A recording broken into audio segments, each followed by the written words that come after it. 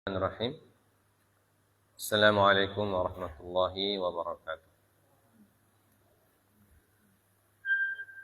Alhamdulillahi rabbil alamin. Wal 'aqibatu lil muttaqin wa la 'udwana illa 'alal zalimin. Wa asyhadu an la ilaha illallah wahdahu la syarika lah. Wa asyhadu anna Muhammadan 'abduhu wa rasuluhu la nabiyya ba'dah. Allahumma salli wa sallim wa barik ala nabiyyina wa habibina wa syafi'ina Muhammadin sallallahu alaihi wasallam wa ala alihi wa ashabihi wa man tabi'ahum bi ihsanin ila yaumiddin. Amma ba'd. Allahumma inna nas'aluka ilman nafi'a wa rizqan thayyiba wa amalan mutaqabbala. Allahumma 'allimna ma yanfa'una wa anfa'na bima 'allamtana wa zidna ilman wa hudan wa taufiqah. Pertama-tama marilah kita memanjatkan puja dan puji serta syukur kehadirat Allah Subhanahu wa taala. Pada malam hari ini kembali kita diberikan kesempatan oleh Allah untuk bersama-sama duduk sejenak menunggu salat Isya. Dan kita duduk bermajlis membaca satu atau dua pelajaran dari agama kita yang kita cintai, agama Islam, sebagai petunjuk dan pedoman untuk kita semua. Salawat dan salam tak lupa kita sampaikan dan kita ucapkan untuk baginda Nabi Muhammad SAW yang telah mengajarkan kepada umat manusia agama yang benar, agama yang mustaqim, agama yang lurus dan hanif, yaitu agama Islam yang diridhoi oleh Allah Subhanahu wa taala. Begitu juga kepada para sahabat-sahabat beliau dan keluarga beliau yang setia mendampingi dan melanjutkan perjuangan beliau mengajarkan agama ini kepada umat manusia sampai di seluruh pelosok dunia akhirnya mengenal dan menganut serta menikmati rahmat Allah Subhanahu wa taala yang berupa agama yang mulia ini. Nah, kita lanjut, jamaah sekalian dimuliakan oleh Allah, pelajaran kita tentang hukum-hukum yang berkenaan dengan hukum qisas.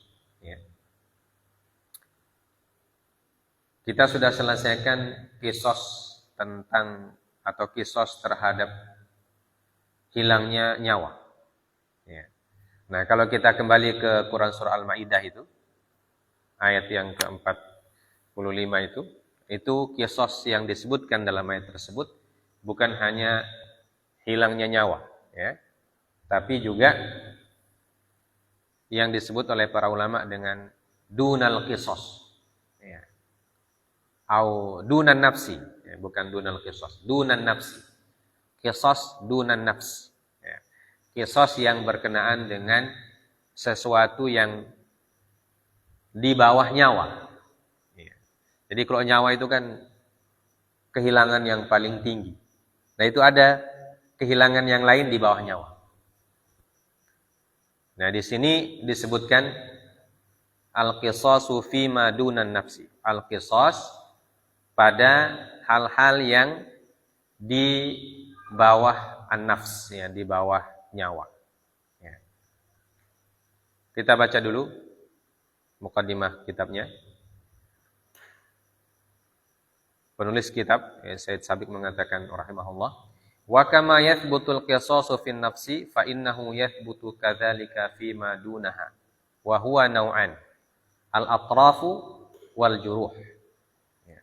Sebagaimana telah ditetapkan qisas pada nafs atau tentang nyawa, maka sesungguhnya juga telah ditetapkan qisas yang berkenaan dengan apa-apa yang di bawah nyawa atau di bawahnya atau yang tidak sampai hilangnya nyawa. Dan ini dibagi dua. Pertama, qisas al-atraf. Al-atraf itu taraf. Jamak dari kata taraf. Taraf itu anggota badan. Ya, anggota badan. Ya, jadi kisos pada anggota badan yang dicederai atau yang dibuat cacat. Anggota badan yang dibuat cacat. Ya. Yang kedua al-juruh. Ya. Al-juruh artinya apa? Luka. Ya, kisos yang berkenaan dengan luka. Jadi luka ini tidak menghilangkan anggota badan. Ya. Tapi dia membuat luka. Ya. Kalau menghilangkan itu seperti hilang jari, hilang telinga, hilang hidung, hilang kaki. Ya. Kalau al-juruh dia luka saja. Ya. Luka tapi ya luka, mau berakibat fatal atau tidak. Ya. Jadi ini dua jenis kisos yang tidak sampai menghilangkan nyawa. Yaitu kisos anggota tubuh, ya. Dan yang kedua jenisnya kisos pada luka. Luka di tubuh tentu saja, ya. Luka fisik, ya. Bukan luka batin. Ya. Kalau ke Indonesia itu kan ada luka fisik, ada luka hati. Ya. Apa namanya? Sakit hati lebih apa? Daripada sakit gigi katanya. Ya. Siapa yang bilang itu? Ya pokoknya adalah. Ya. Lebih baik sakit hati daripada sakit atau lebih baik sakit gigi daripada sakit hati. Ya. Tapi ketika sakit gigi meringis juga. Ketika dikasih sakit gigi, ya demam juga. Ya. Nah itu berarti kalau sakit hati dalam artian apa namanya batin itu tidak masuk dalam hukuman fisik seperti kisos. Ya. Walaupun juga tentu ada dosanya. Ya, hukumannya tentu hukuman batin juga. Ya. Baik. Wa qad akhbara al-Qur'anul Karimu fi nizami at-Taurati fil qisasi fi dzalika kullihi. Ya. Dan sungguh telah dikabarkan oleh Al-Qur'an Al-Karim tentang nizam Taurat, ya. Tentang aturan atau hukum-hukum Taurat pada masalah kisos ini. Keseluruhannya. Ya. Yang disebutkan dalam Quran surah Al-Maidah itu. Ya.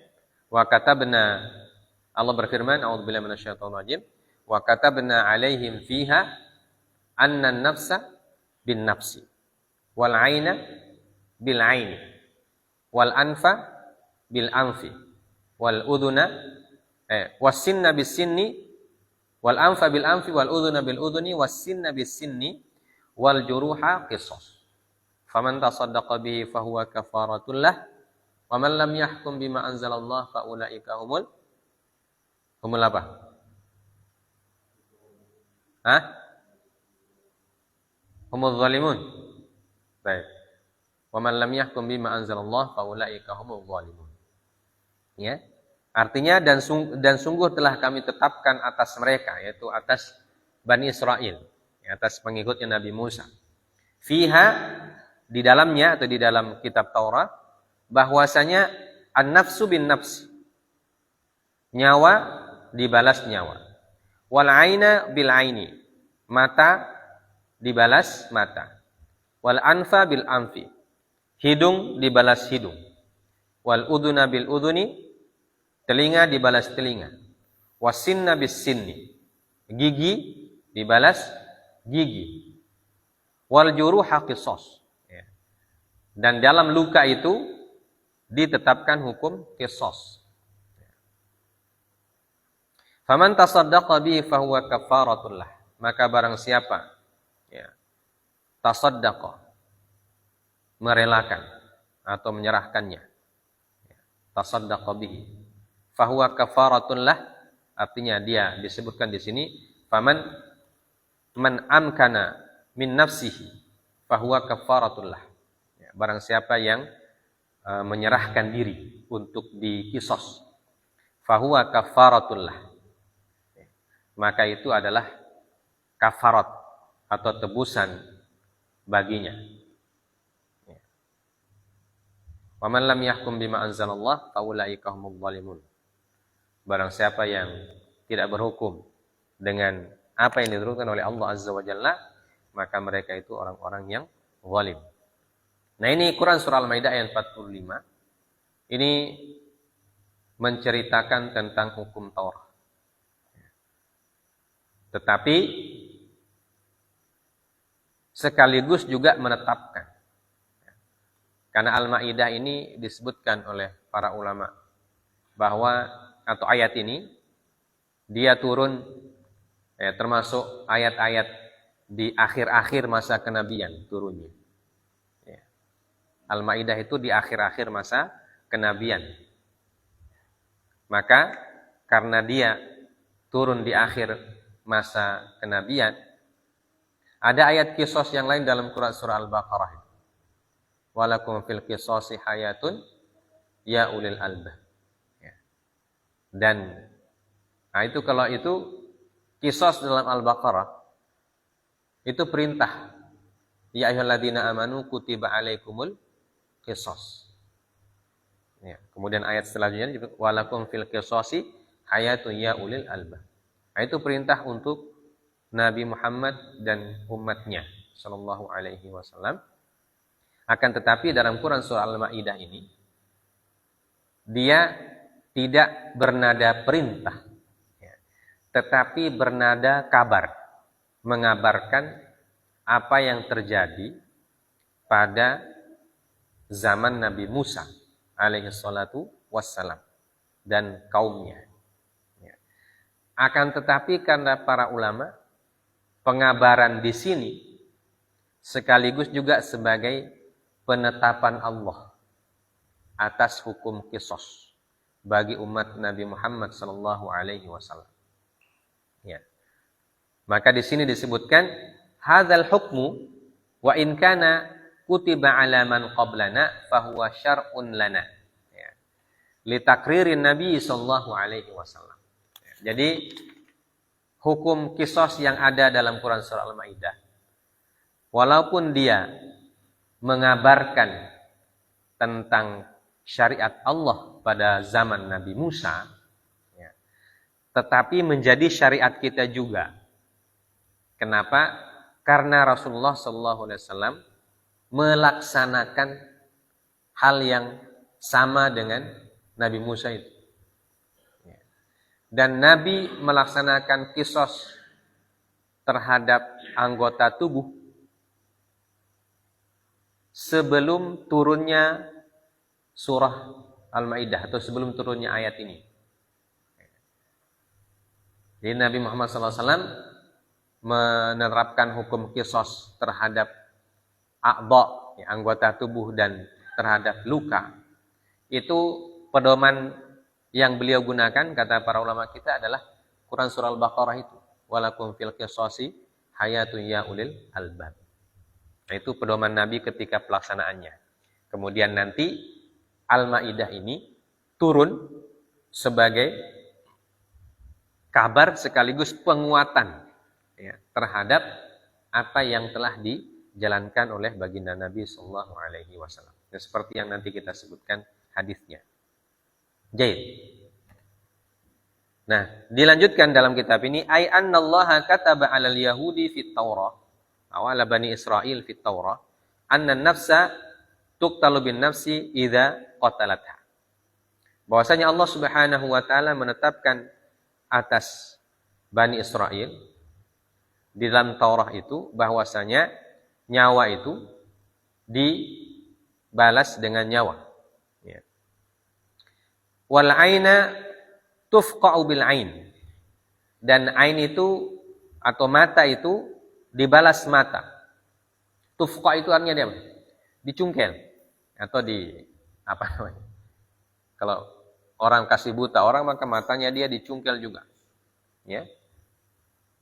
Min ghairi farqin baina ainin saghiratin wa ainin kabirah. Wala baina aini syaikhin wa aini tiflin. Dan tidak dibedakan di sini antara matanya anak kecil dan matanya orang sebesar. Ya. Atau matanya seorang syekh, orang sudah tua, dan matanya tifl, matanya balita. Jadi semua. Buka dulu pintu. Kenapa itu?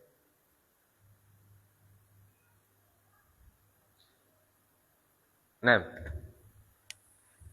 jadi semua jenis mata tidak membedakan usia.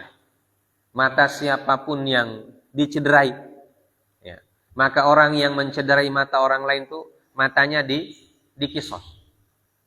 Ya, sesuai dengan apa yang dia bikin terhadap mata orang lain itu. Ya.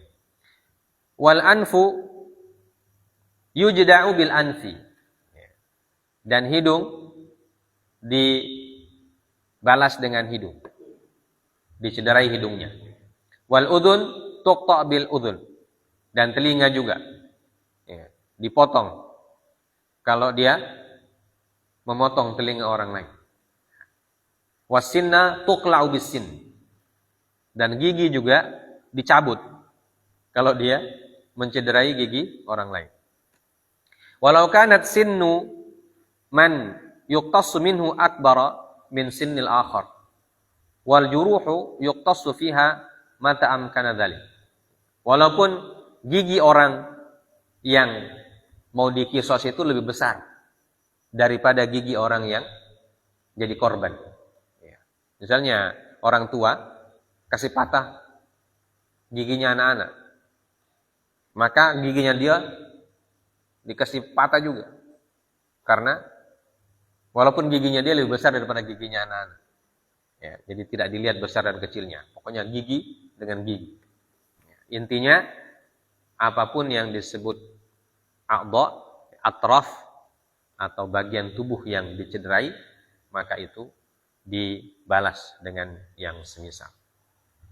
Begitu juga al-juruh yuqtassu fiha mata amkana dzalik. Luka juga dikisos apabila memungkinkan. Ya, nanti ada penjelasannya. Ada luka yang dikisos dan ada yang tidak. Ya. Nanti ini pendahuluan saja ya, sebagai pendahuluan. Jadi belum selesai pembahasannya. Faman tasaddaqa bil qisas bi an makkana min nafsihi fa huwa kafaratun limartakabahu. Barang siapa tasaddaq, jadi orang yang rela dikisos itu disebut bersedekah. Ya, termasuk sedekah. Ya.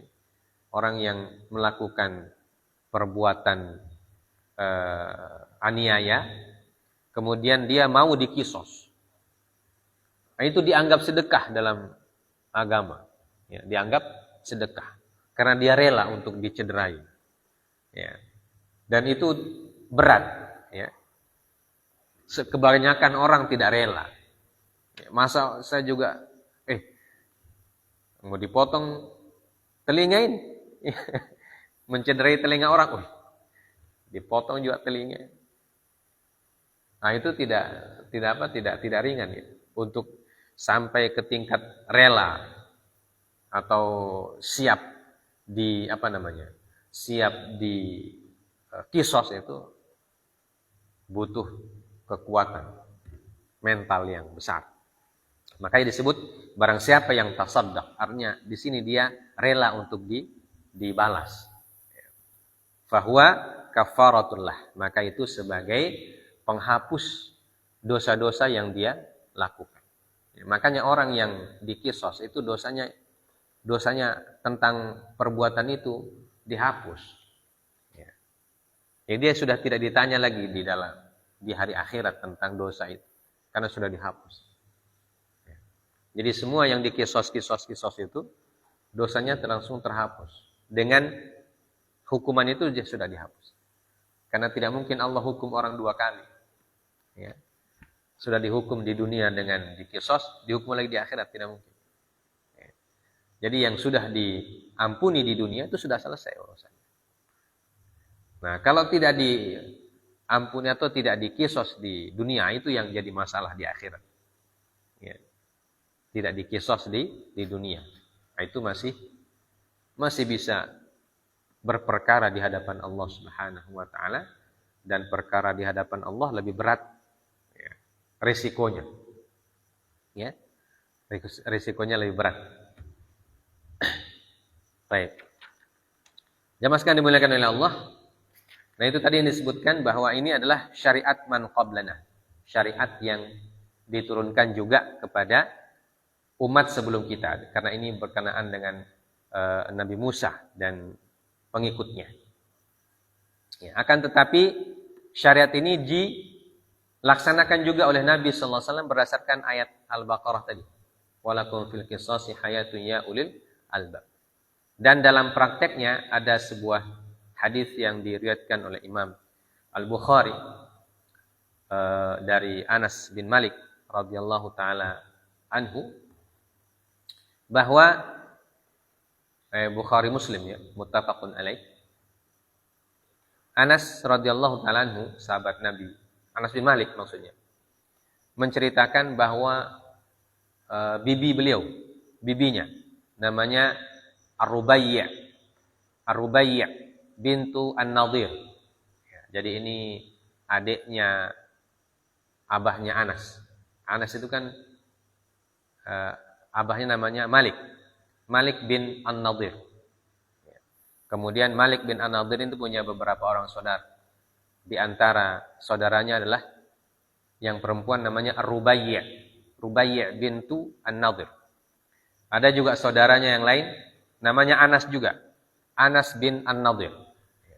Jadi Anas pamannya juga namanya Anas juga, cuma beda bin. Kalau Anas bin Malik, kalau pamannya Anas bin An-Nadhir.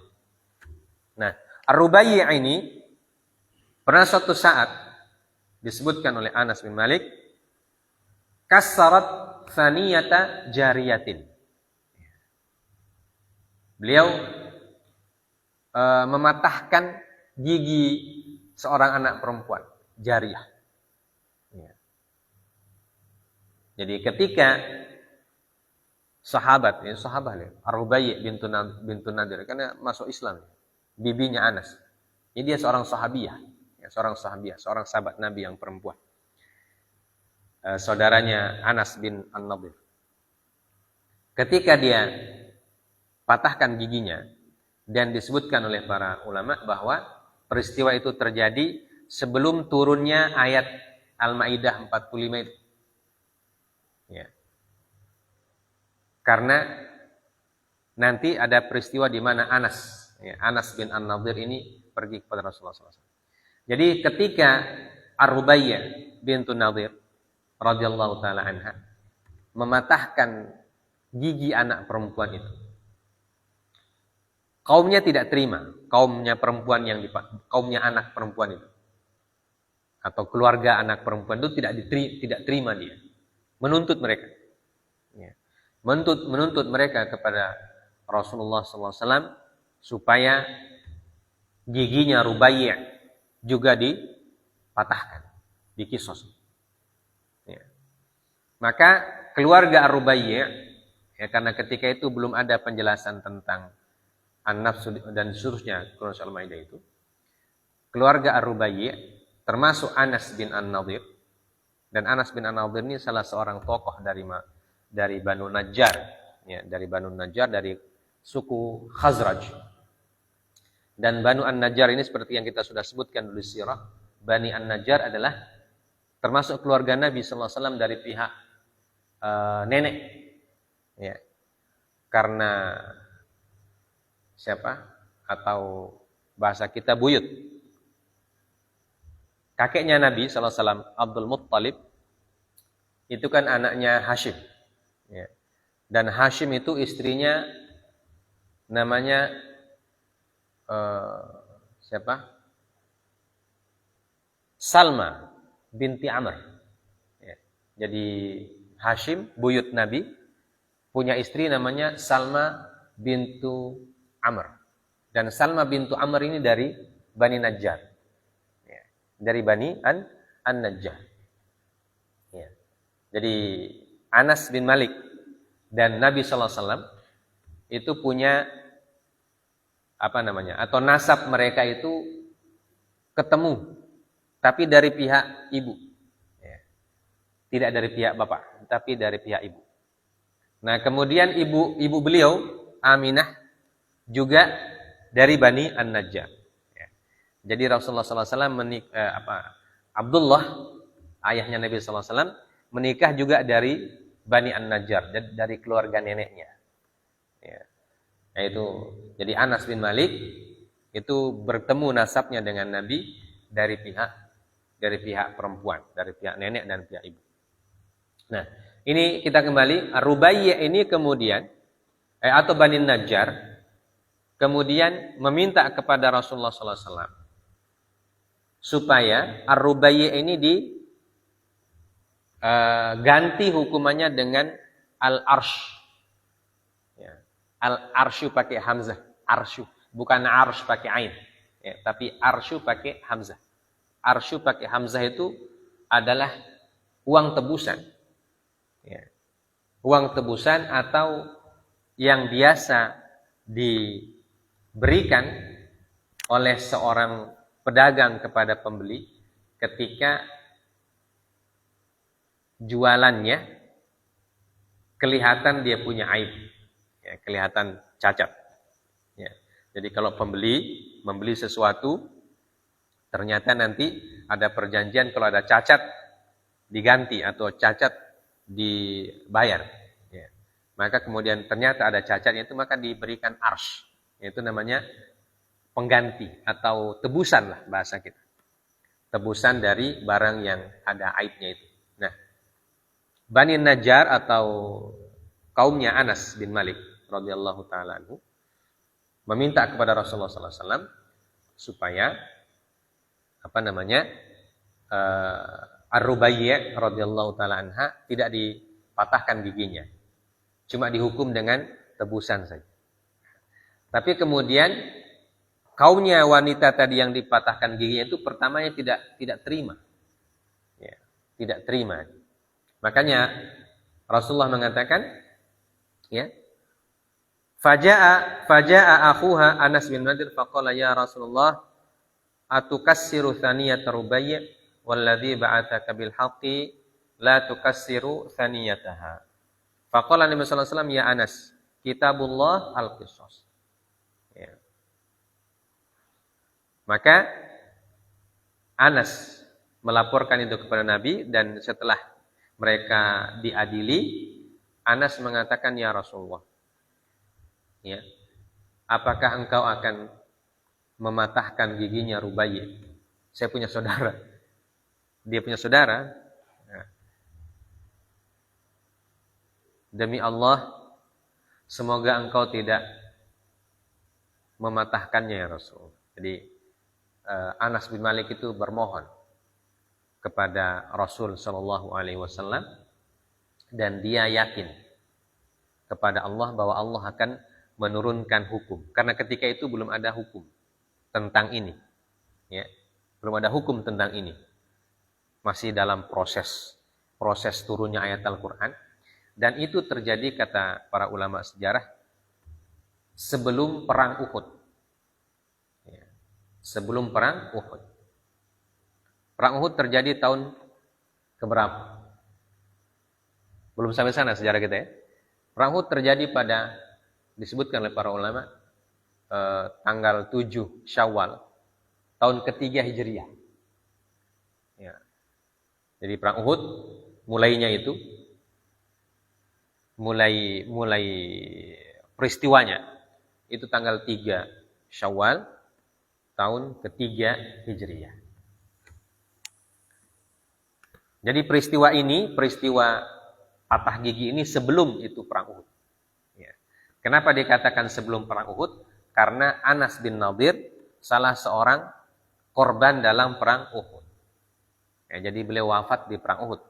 Anas bin Nadir radhiyallahu taala anhu, beliau wafat nanti ketika perang Uhud. Salah satu korban yang wafat ketika itu. Otomatis karena beliau wafat perang Uhud, berarti peristiwa ini terjadi sebelum beliau wafat, jadi sebelum perang Uhud. Nah, Anas bin An-Nadir mengatakan walladzi ba'atsaka bil haqqi la tukassiru thaniyataha. Dan demi zat yang mengutusmu dengan kebenaran atau demi Allah. Ya, jadi dia bersumpah atas nama Allah Azza wa Jalla, disebutkan oleh para ulama bahwa kata-kata Anas bin Nadir ini bukanlah suatu sifat atau sikap yang menentang perintah Nabi Shallallahu Alaihi Wasallam, tetapi dia bermohon kepada Allah. Ya. Dia bermohon kepada Allah supaya diturunkan hukum yang membuat dia dia membuat dia tenang, tentram tentang kasus adiknya itu, ya, dan dia, kata para ulama kita, berhusnudzon kepada Allah Subhanahu wa taala bahwa Allah akan menurunkan hukuman. Ya. Atau kemungkinan yang kedua, kenapa beliau ucapkan ucapan itu, kata para ulama kita, karena Anas bin An-Nadhir belum tahu hukuman tentang kisos. Ya. Karena itu kan hukum dalam masa Rasulullah kan setiap hari bertambah terus, karena diturunkan oleh Allah secara bertahap. Ya.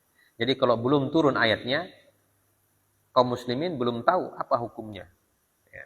Maka mereka terkadang bertanya kepada Nabi, ya, terkadang memberikan pernyataan, doa dan seterusnya, ya, supaya turun hukum dari Allah Subhanahu wa taala. Maka dia atau Anas bin An-Nadhir ini mengucapkan kata-katanya itu dengan membawa nama Allah, dia bersumpah. Ya. Jadi bukan menolak hukuman Rasulullah SAW. Maka Nabi mengatakan, ya Anas, kitabullah al-qisas. Ya, hai Anas, yang saya tahu, qisas, ayat qisas dalam Al-Baqarah sudah turun.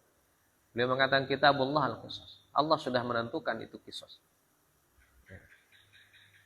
Walakum fil qisasi hayatun ya ulil albab. Ya, jadi Rasulullah juga mengatakan, bagaimana kalau memang begitu dia punya ayat, ya, begitu hukuman dari Allah, apa yang bisa saya bikin? Ya. Kalau memang keluarga yang korban ini tidak menerima, ya, tidak menerima untuk ditebus. Ya, tapi kalau menerima kan otomatis, ya, tidak jadi kan, hukuman qisasnya kan tidak jadi. Itu kaidahnya kan begitu. Kalau dimaafkan oleh keluarga korban, maka qisasnya tidak jadi atau batal. Maka Rasulullah SAW, selama mereka tidak bisa menerima atau tidak memaafkan, ya, hukumannya tidak ada yang lain kecuali itu, ya, dipatahkan juga giginya. Ya. Tapi sebelum Rasulullah SAW menjatuhkan eksekusi, ya, sebelum menjatuhkan eksekusi, keluarga korban tadi akhirnya memaafkan. Ya, memaafkan Ar-Rubaiyah bintun Nadhir radhiyallahu taala anha. Ya. Qala fa'afal qaumu. Ya. Maka setelah vonis, ya. Jadi ini sudah divonis oleh Nabi sallallahu alaihi wasallam tapi belum dieksekusi.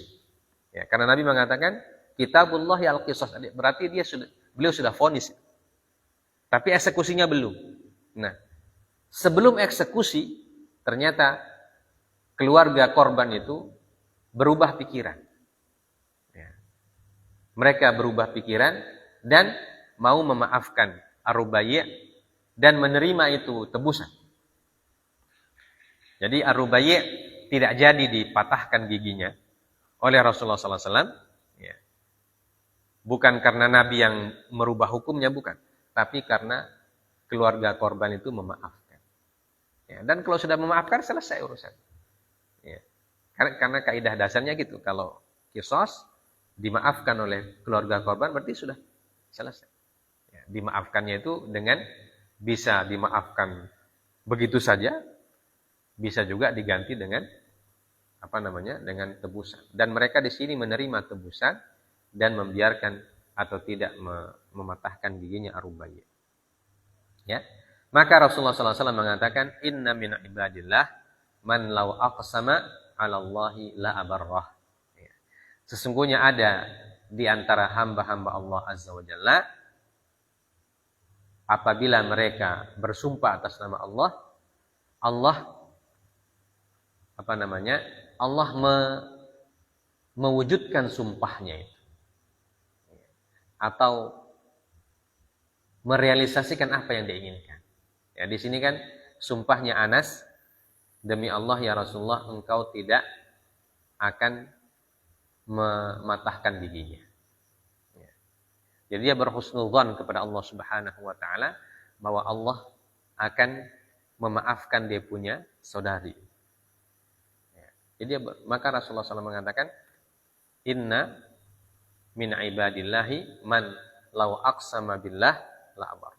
Bahwa ada dari kalangan hamba-hamba Allah, ya, orang-orang beriman, kalau dia bersumpah maka Allah akan wujudkan apa yang dia bilang.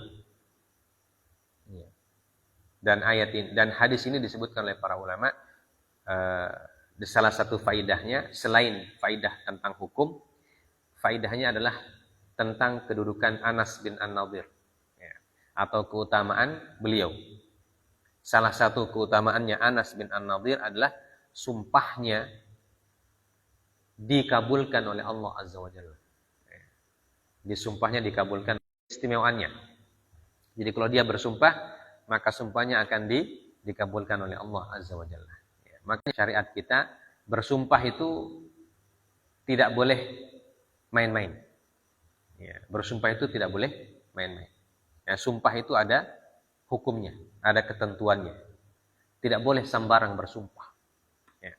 Karena sumpah itu, apalagi kalau sumpahnya sumpahnya membuat orang lain menderita. Nah, itu tidak ringan hukumannya itu. Ya. Atau syariatnya tidak semudah mengucapkan kata sumpah itu, tapi ada konsekuensinya. Ya. Makanya sumpah itu termasuk ibadah. Ya. Bersumpah atas nama Allah itu termasuk ibadah. Makanya tidak boleh main-main. Ya, jangan sampai sering-sering bersumpah demi Allah, demi Allah. Nah, itu ada konsekuensinya. Ya, dalam syariat ada konsekuensinya. Ya. Nah, ini jemaah sekalian dimuliakan oleh Allah Azza wa Jalla. Sehingga hadis ini menjadi dalil bahwa di dalam syariat Islam juga ada yang namanya qisas dunan nafsi, qisas yang tidak sampai menghilangkan nyawa, yaitu qisas tentang atraf dan al-juruh. Ya. Dan nanti kemudian diturunkan ayat Al-Maidah 45 itu setelah terjadinya perang Uhud atau setelah peristiwa ini ada. Ya, setelah peristiwa ini terjadi. Wa hakadha kulluhu al-amal khata' fa fihi ad-diyah. Dan ini di qisas kalau dia sengaja. Jadi sama dengan pembunuhan itu. Jadi ada pembunuhan yang sengaja, ada pembunuhan yang syibhul ya, serupa tapi tak sama dengan sengaja, kemudian ada khata' ya, yang karena kesalahan. Nah, ini yang ada adalah amdun dan khata', ya, amad dan khata' saja. Jadi diyat atau qisas terhadap at-taraf yang dilaksanakan dengan sengaja. Ya, karena Ar-Rubayyi itu sengaja memang mematahkan giginya anak perempuan dari salah satu suku itu. Ya. Ya, sedangkan kalau dia terjadi karena kesalahan, maka nanti ada diyat, ya, ada tebusan. Ya. Jadi ini anak-anak sekalian dan jamaah dimuliakan oleh Allah Azza wa Jalla, muqaddimah dalam kitab ini tentang qisas terhadap a'dha, ya, qisas terhadap anggota tubuh, anggota fisik seorang. Ya. Kemudian syarat-syarat qisas dunan nafs, ada syaratnya juga. Jadi kita mulai masuk syarat-syarat dan penjelasannya. Wa yushtaratu fil qisasi fi ma dunan nafs asyurut al-atiyah. Dan disyaratkan di dalam qisas terhadap anggota badan yang tidak sampai menghilangkan nyawa, syarat-syarat berikut. Pertama, al-aqlu, akal, berakal, ya. Wal bulugh, baligh. Wa ta'ammudul jinayah, ya, sengaja melakukan perbuatan pidana tersebut. Yang keempat, wa an yakuna damul majni alaihi mukafian lidamil jani. Bahwa darah korban itu selevel dengan darah pelaku. Dam al-majni alaihi mukafian lidamil jani. Artinya apa? Selevel di sini maksudnya apa? Maksudnya muslim dengan muslim, ya, kafir dengan kafir. Ya.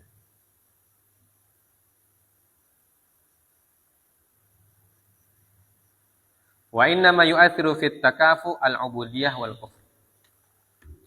Fala yuqtasu min hurrin jaraha 'abdan aw qata'a tarafahu. Dan yang berdampak dari syarat ini atau hukum qiyas pertama al-ubudiyah wal kufr. Pertama al-ubudiyah. Al-ubudiyah itu artinya perbudakan. Dan al-kufr, jadi kekufuran. Maka seorang yang merdeka tidak dikisos karena mencederai budak. Ya. Orang merdeka tidak dikisos karena mencederai budak. Wala yuqtasu min muslim jaraha dhimmiyan aw qata'a tarafahu kadzalik. Dan begitu pula seorang muslim tidak dikisos apabila dia melukai seorang dhimmi. Ya. Li'adami takafu damihima. Karena darah mereka tidak selevel. Walinuqsani damil abdi an damil hur. Dan kekurangan atau level darah hamba sahaya tidak bisa menyamai level orang merdeka. Ya, jadi ini syarat yang keempat. Walaupun ada pendapat lain dari mazhab Hanafi, ya, yang menyebutkan dalam mazhab Hanafi mereka tidak mengakui syarat yang keempat ini. Ya, sehingga mereka mengatakan anna al-muslim yuqtasu minal kafir wa al-hur minal abd.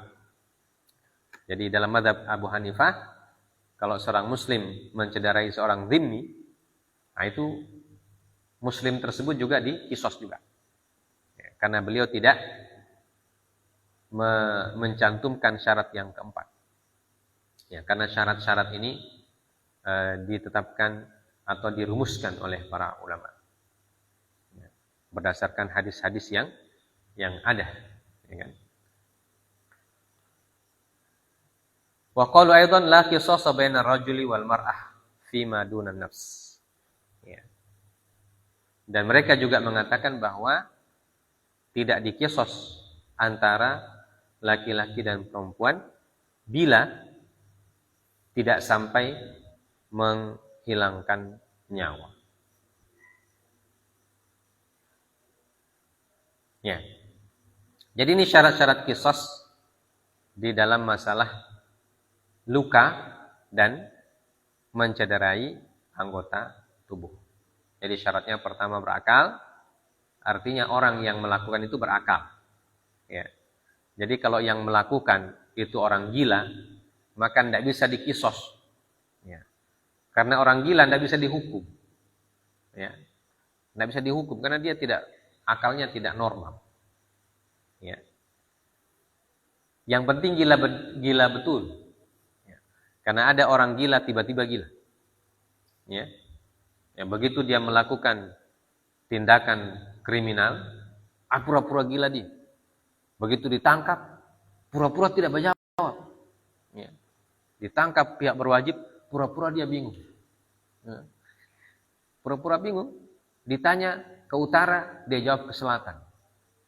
Baru pura-pura bicara sendiri. Pura-pura gila. Supaya apa? Supaya tidak dihukum. Nah, ya.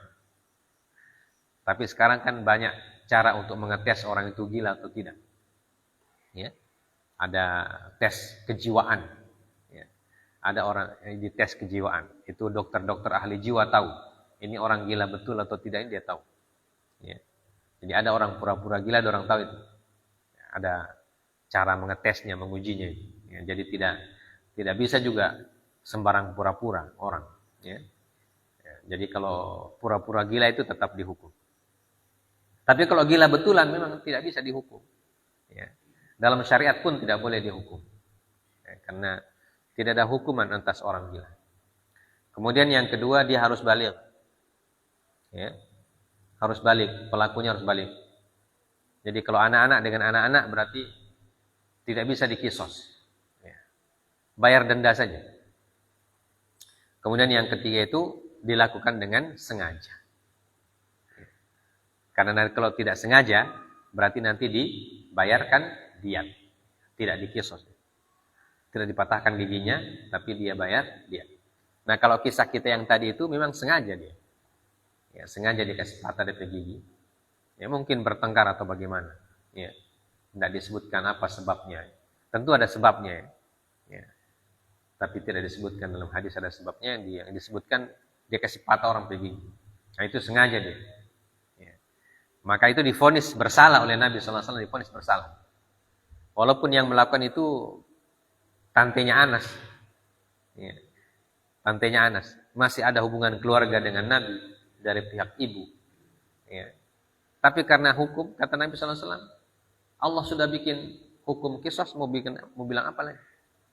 Ya.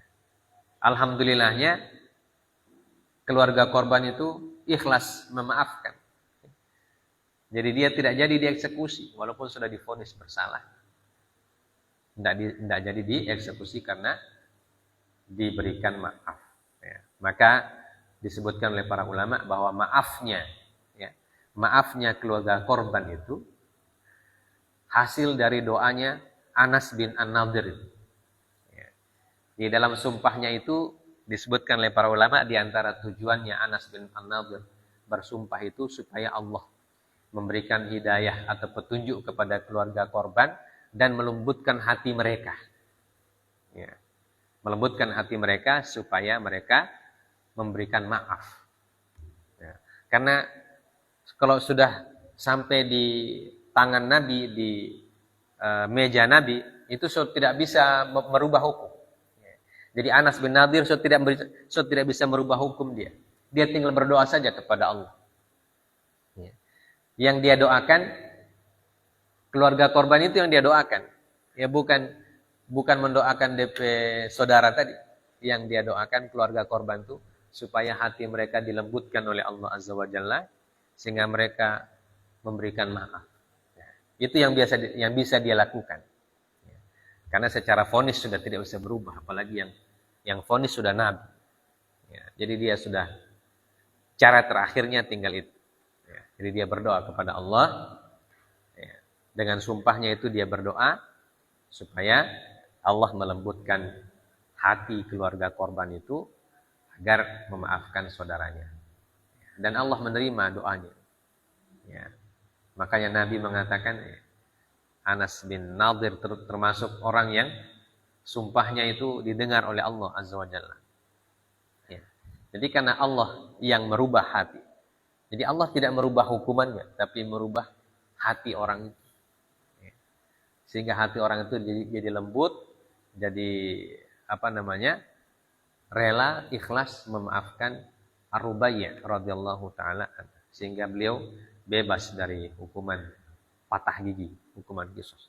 Andaikan tidak berubah hatinya orang-orang itu, tetap dilaksanakan oleh Nabi, karena sudah divonis, tinggal dieksekusi. Baik, insya Allah kita lanjut pekan depan tentang penjelasan detailnya ini. Nah, karena sama seperti kisos terhadap nyawa. Ya. Jadi ada pendahuluannya dan nanti detailnya baru kita lihat. Ternyata pelaksanaannya juga tidak tidak serta-merta, ya, langsung tidak, tapi ada proses.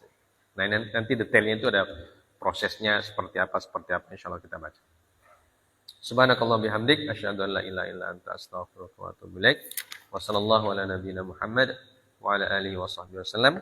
Wa akhiru da'wana alhamdulillahi rabbil alamin. Wassalamualaikum warahmatullahi wabarakatuh.